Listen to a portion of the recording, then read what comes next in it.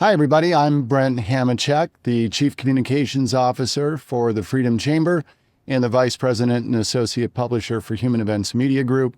Welcome to a special edition of Inside the Square, brought to you by the Freedom Chamber. The Freedom Chamber is the only group in America that is dedicated to representing the true interests of the small and privately owned company. So if you're an entrepreneur, you own your own business, and you want to improve your mind, your bottom line, and your public policy influence, go to freedomchamber.net and take a look at becoming a member today. So I am joined today by Marc Beckman, who has written a spectacular new book. It is intriguing. It is provocative. Provocative has a negative sense sometimes in terms of, oh, it must be bad. No, provocative in the literal sense of provoking thought. It is called Some Future Day.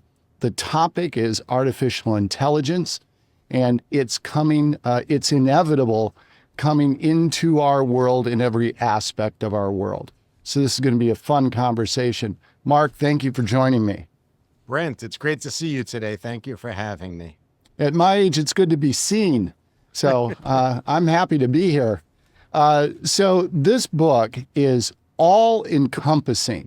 So what's neat about it is that you think about artificial intelligence, and most people in world of business and elsewhere, they have a silo they live in, right? They've got a certain job, a certain thing they focus on. Well, whatever it is you're interested in, you'll find a chapter in this book that addresses your interest. So I have to write things down because I forget things, but covers business, medicine, warfare, artistry and creativity, news media, banking and finance, meeting humans and meta-humans, cited AI, scammers and crime, education, and social media. Other than that, it's fairly narrow. So, Marc, great job of covering all these topics thoughtfully. Why don't you do the quick background on yourself that does the qualifying, as we say, so everyone knows just how worthwhile it is to listen for another 30 minutes. Sure. Thanks for giving me that opportunity, Brent. So my background is cross-discipline. I was admitted to the bar in New York, in New Jersey, and Washington, D.C. So I have a legal background. I also have a commercial background, not just with my business, but I've been teaching an MBA class at NYU Stern for 7 years. And I have an advertising background. My advertising agency, DMA United, has been in business now for probably 3 decades. And my clients range from MasterCard and Karl Lagerfeld to the NBA, Pepsi, Nelson Mandela, and beyond. And with this book, I actually have a copy here, Some Future Day, how AI is going to change everything. What I wanted to do was give the readers, curious people like your audience, honestly, the ability to learn about this emerging technology, artificial intelligence, but without a deep tech kind of techie background. Like, how can they apply this new technology to improve their career, financial value, their families, and also enhance their community? And that's why I went across these different business sectors. So through the lens of experience as the owner of an advertising agency who specializes in fashion, art, music, sports, and entertainment, I was able to take real life application and show most people how, if they're a beginner, how, if they want to use AI today, they can use it. And to your point, I touched on the creative industries, finance, medicine. My favorite chapter is that war chapter, post-nuclear. I love that area. If you give me the chance to expand on that, I'd love to. But the other thing is this: people are intimidated throughout history, Brent, of new emerging technologies. People were even afraid when the automobile came to life after horse and buggy, believe it or not. It's usually emerging technologies are met with a lot of resistance, fear of losing a job, or, annihilating entire business sectors. And, it's so foreign, I must not know how to use it. So what I did in the book is I basically provide the reader with the ability to access tools in real time. So if you're in finance, or if you're a small business owner, here's I think something great for your audience. If you're a small business owner and you've been wanting to stand up a great ad campaign to go after, your competition, regardless of your business sector, from a plumber to a fashion designer, you have the tools in this book to launch an efficient, cost efficient, great ad campaign now, and then to leverage different types of technology. In the book, you might have noticed, Brent, I really hone in on AI, but I get into social media, I get into cryptocurrency. These all connect together. So that small business owner can use AI to create content, use crypto to get paid, and use social media to build a community, a base, and target those customers. And that's kind of where I go. So that's my background, right? Mm, So a guy that works with, some sexy brands, but what I wanted to do was just give the average person the ability to use the new technology, and that's how I wrote the book. Well, nobody's more average than I am, and I certainly enjoyed it. So at least mission accomplished with one of us. Uh, your comment about how there's always fear with new innovations and technology, that's understood. I think one of the things that might be different with AI, with regard to the fear that some people have, is that in the past, technology has always been about, oh, well, how will humans use it? And in this case, I think some of the fear might be that they say, how will the technology use us? Right? There is that sort of idea of that all came to us from 2001 Space Odyssey when Hal wouldn't open the pod bay doors. And so I think that's Good part of the reference. fear. Yeah. And so what I wanted to ask you, really big picture to before we go into some of the stuff in some of the chapters, I read your book. And along that theme about the fear and so on, you strike me as having written this book from the general viewpoint of someone who is quite optimistic about AI and someone who has a very positive, at least generally positive view of human nature. In other words, to simplify further, AI will do some very good things and people will be inclined to do good things with it. Comment, if you will, on that takeaway of mine from reading the book and how you might adjust that or affirm it. No, for sure, Brent. You got me perfectly. You nailed me. I am a tech optimist. I'm very excited about the way the world is presenting itself to us and our businesses as it relates to artificial intelligence, as well as Web3, crypto, blockchain, et cetera. The reason that I'm optimistic about it is that I believe artificial intelligence has the ability to fundamentally, to radically alter and change our community within the next 3 to 5 years, really. And it's going to serve as an underpinning across so many different business sectors. So what happens? Theoretically, value is created within the communities. People will have more time to focus on things such as their family, their hobbies, etc. But with the value to communities, it will also enhance areas like healthcare, food security, different areas that are important for the individual and for the communities to run.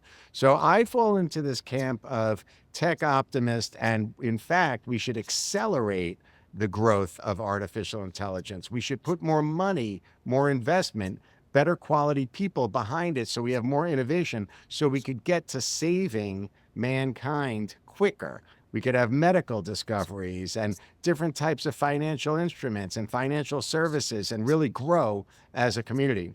Now, Brent, there's a whole other side there, especially as it relates to AI. And I think I talk about them in the book. They're called decels. And the decels, they want to decelerate the growth. They Mm-hmm. want to slow things down. Their whole argument is, whoa, whoa, whoa. If we go too fast, the technology could end up in the hands of a bad actor. Or the technology itself, to your point, might end up pointing weapons at us good-natured humans. And that's going to be a bad situation. There are some bad actors out there, and you and I could get into it in a minute, including nations like China who have been using AI in the past couple of months in a very bad way, actually. But for me, I'm very excited. I'm bullish. I think it's going to create great value for humankind and great value for America.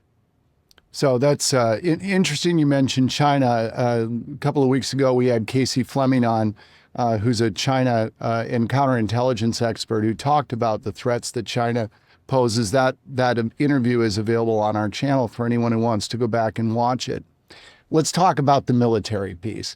So one of the things that I found that was very interesting is that you talk about how with each side having this, there's sort of this, it reduces the risk. It is almost like the nuclear weapons argument in a sense, right? There's a mutual deterrent sort of element to that. But you do make the argument that this technology will ultimately make us safer from the possible advent of war. And so I'm wondering if you could address that and build that out for people, because one of the things I always find that's fascinating is that up until the 21st century, the century in which we've had the greatest technology advancement has been the 20th century, which is closer to the 21st than it is to the first. We also, the 20th century has another claim to fame, and that is the one where there's been the greatest amount of human bloodshed. So never, no century in history has the great man done more harm to man than in the 20th. This you see as being different, not just different, but a game changer. And I wonder if you could build that out for people. Sure. So first, let's start with how the technology evolves. In the book, I talk about this post-nuclear war period where militaries are going to fundamentally change. Brent, let's start with what's in the news regularly: drones. Artificial intelligence is really the engine behind all of these drones. If you think about it, a drone is simply a computer that's flying.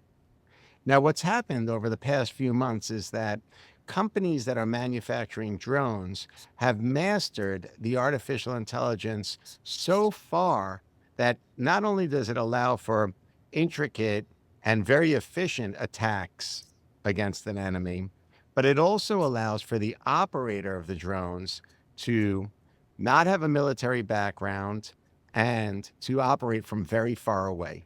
So what does this mean? It literally means that my 17-year-old son can launch a fleet of drones, a swarm of drones from New York City, overseas in Europe and Asia, Middle East, Africa, and as if he's playing a video game, start an attack. And that's literally the capabilities today. Not all companies are doing that. Not all drone companies are doing that. But there's one company, for example, named Extend, which just played a major role in the Israeli attack on Iran, that is really at the forefront of this swarm drone capabilities fueled by AI overseas by non-military trained fighters, operators.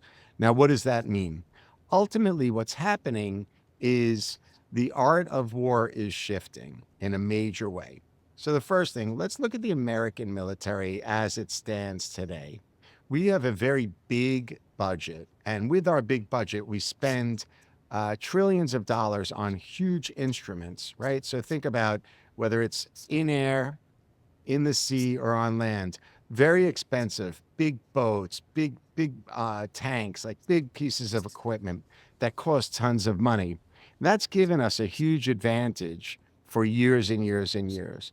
But now because of drones, these small actors, bad actors, like think in terms of maybe Yemen, right? They can, in a very efficient way, build up swarms of drones. Think of it like a speedboat type of effect, where if we have our military is like a tanker. It takes a lot to move it. It takes a lot of money to operate, to make maneuvers in the sea. These bad actors can now leverage artificial intelligence and drones in a very cost-efficient way. It's not expensive, and they could move quickly and cause some real damage to our military arsenal. So what's going to happen is we're going to see, with the escalation and the advent of technology, for wars being conducted on fields that no longer need soldiers. So you have drones fighting drones in areas that might not be populated with civilians. And then take it a little further, you don't need the military uh, individual launching the drones. It could happen from a far distance. And then finally, we're seeing other types of military vehicles enacted. So, for example, autonomous vehicles in the air, so manless, fighterless jet fighters, as well as in the sea and beyond on the ground, automobiles, right? So it's going to change warfare, I think, in a very fundamental and major way. But Brent, something else is going to come out of that. So another piece of this is cyber attacks and cyber warfare, attacks on infrastructure. Think in terms of water, communications, think in terms of finance, banking systems, access to hospitals. So now there are certain countries that are better defended with regards to cyber attacks than others. And unfortunately, in my opinion, we're not great at it here in the United States because we have the private sector owning and operating most of our key infrastructural elements, right? So the local hospital or the local bank or the local telecommunications company. So we have a decentralized infrastructure. So, for example, here in New York City, Brent, we receive 80 billion cyber attacks every single week. 80 billion. But the problem is our defense isn't as efficient for those cyber attacks as, let's say, a country or a nation like a communist nation like China, where they're controlling their entire infrastructure, right? Logically, you could see how they'll be able to defend their infrastructure from a cyber attack, an incoming cyber attack from America. So we have a real shift with regards to hardware in war vis-a-vis drones and AI, then software attacks on infrastructure, and then finally, the way artificial intelligence is run has a three-part ecosystem, and one of those elements is power. A lot of energy needs to be used to run artificial intelligence. So as a result of this shift, I think we're going to see, because of technology, a shift, a significant shift in the hierarchy of power across the globe. So, for example, if you look at the deal that President Trump just said in the GCC with UAE, Qatar, and KSA, where he brought $2 trillion worth of revenue into the United States, one part of that deal is really a big tell as it relates to Europe. The energy, the cheap energy that we have available to run AI throughout the GCC is great. But guess who doesn't have that energy anymore? Europe. Europe isn't even in part of these deals. They're not even a part of like setting up these major training centers that we're seeing in UAE now, or anything like these big investments that are going to happen, because their energy is both expensive and, as you're probably aware, they've even cut out their nuclear development. They've gone backwards. Whereas in this deal that Trump just announced with the GCC, UAE publicly said, yeah, we'll do some greenwashing. We're going to use renewables, but oil and nuclear are going to fuel these AI campuses, they're calling them. So I think we're going to see a change in warfare. I'm sorry to be very verbose here, but you got me going. You're doing fine. As well as a major change with regards to the hierarchy of influence amongst nations because of access to power and AI. So interesting to think about the notion of warfare that in the future involves machines killing machines, and what sort of recognition of that activity might humans and citizens have. It is beyond my scope. I'm only smart enough to wonder about it. But it is an interesting thought. That is extraordinarily futuristic. When would one know that one had lost a war? Or could they sort of be fought in perpetuity if you could keep regenerating the machinery? It's interesting to think about. I won't be around long enough to see it, but it's interesting to think about. One of the gifts about your book is that we could do 30 minutes on every chapter. So fighting that great temptation, I want to go to one of the chapters that really intrigued me.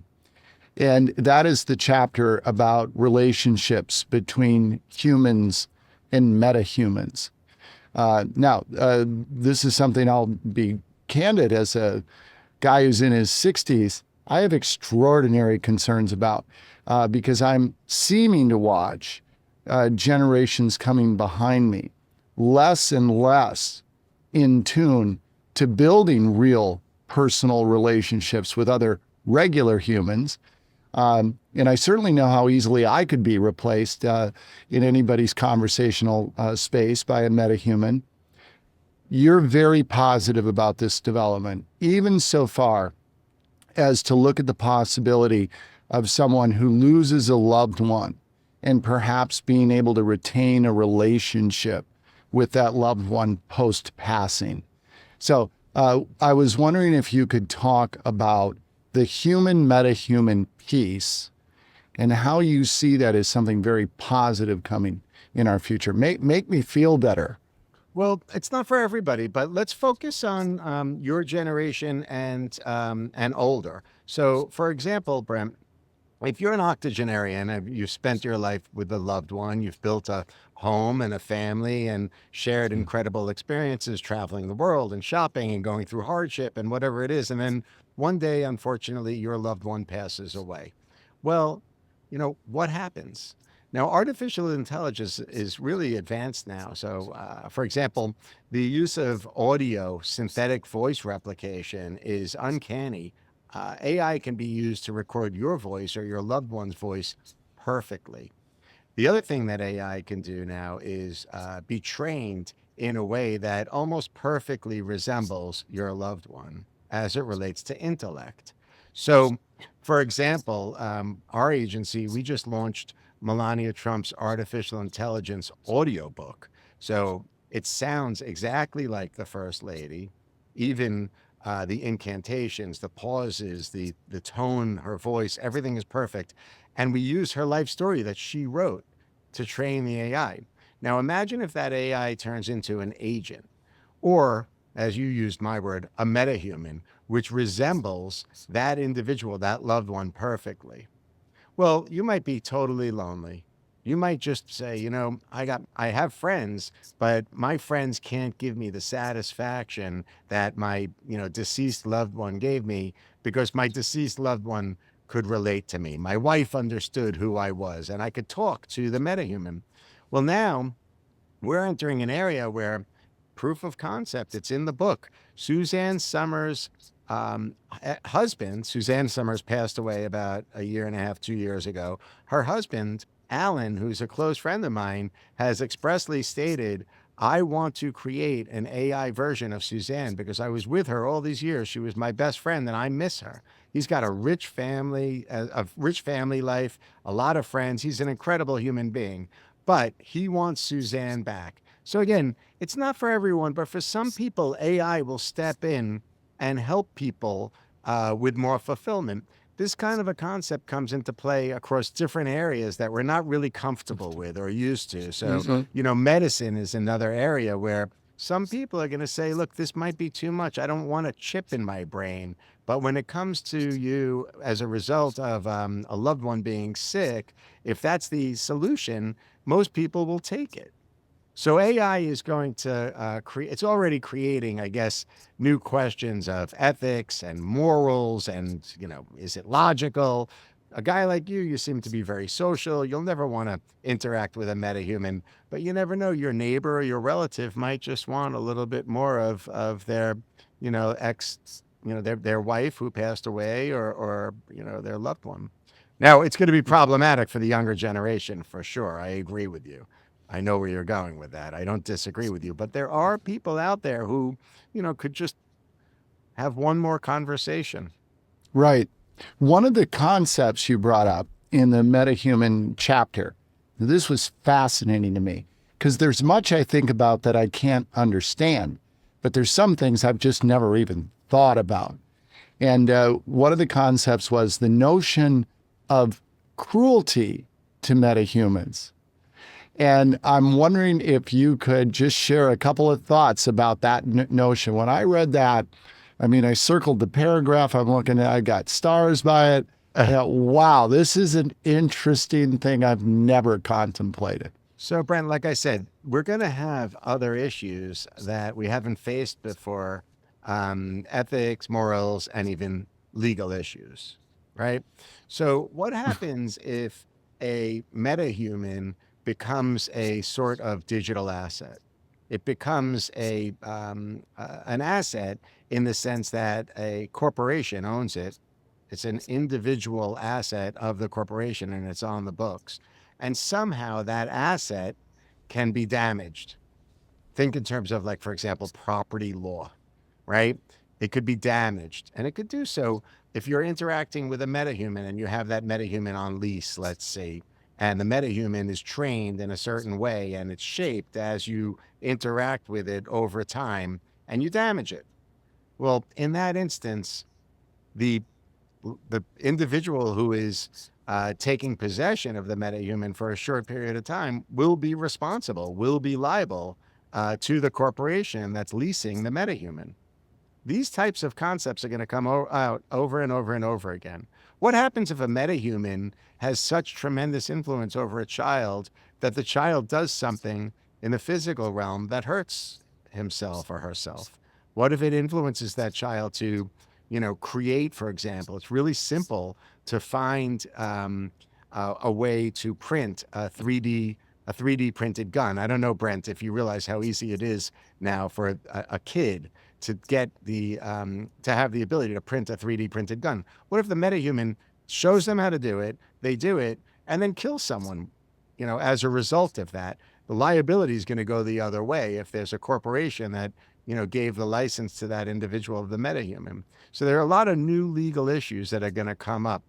I know your background in finance, and I'm sure you would agree, like if you go into a brick and mortar retail banking experience, or even on your computer, the little bot that interacts with you, it's always substandard. It's horrible. I go into the bank, in New York City, I never see the same person. I don't even like to deal with the people I'm dealing with. They never have an answer for me. It's the worst, right? Have you ever had a good experience in that way? I at 15 years in, well, one of the most interesting things you wrote about that it was with regard to banking and how banking was going to be turned into an experience that was going to be fun. Now, this is something I find quite extraordinary and hard to believe. Everything else you wrote, I have a very open mind. Well, Banking being fun, I couldn't get there with you, Mark. Brent, that horrible experience at retail where you go and you're dying just for a straight answer from that person behind the counter who, while you're standing there, you're like, this person's never going to be in my life again. Please just give me an answer, right? Well, now, digitally, that person behind the counter could turn into a metahuman in the likeness, in the voice, and with a knowledge set that's perfect to you. So think, Brent, all of a sudden, issues that most people are afraid of. They're not sure how to save money, how to invest money, what's happening to give them an advantage with regards to foreign markets or domestic issues with regards to commodities or stocks. The metahuman that they create to interact with can make the entire banking experience not just elevated, but gamified, right? You can shift and show and test and learn from a metahuman, and some of the money could be allocated in real time, and others could be just testing and learning and gaming. It could be totally different. It sounds wonderful. So I that's the one I hope of all your predictions. That's the one I hope is most spot on because it seems the most implausible. So we're running short on time, but if you'll stay with me a couple extra minutes, one more question. Like I said, we could do a show on every chapter. I wanted to ask you about the education piece. This is fascinating to me because, again, here you are the optimist, right? You are looking at the positive aspects of AI.